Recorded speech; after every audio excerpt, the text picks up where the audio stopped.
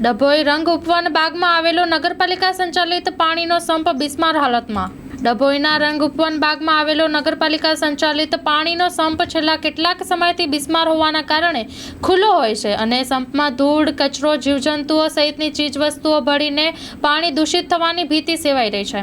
નગરજનોને રોગચાળો ફાટી નીકળવાની ચિંતા સતાવી રહી છે।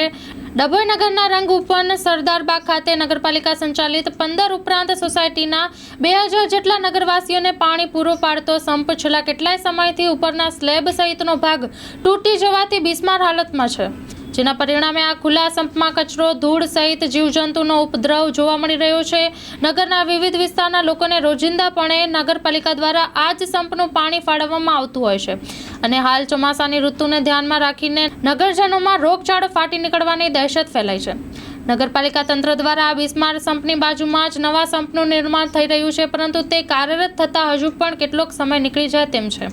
ત્યારે હાલ કાર્યરત આ ખુલ્લા સંપમાંથી નગરજનોને ફાળવવામાં આવતા પાણીના પરિણામે રોગચાળો ફેલાય તે પહેલા જ ખુલ્લા સંપની સાફ સફાઈ સહિત સંપને નેટ કે પ્લાસ્ટિક દ્વારા ઢાંકવામાં આવે તેવી માંગ નગરજનોમાં ઉઠવા પામી છે।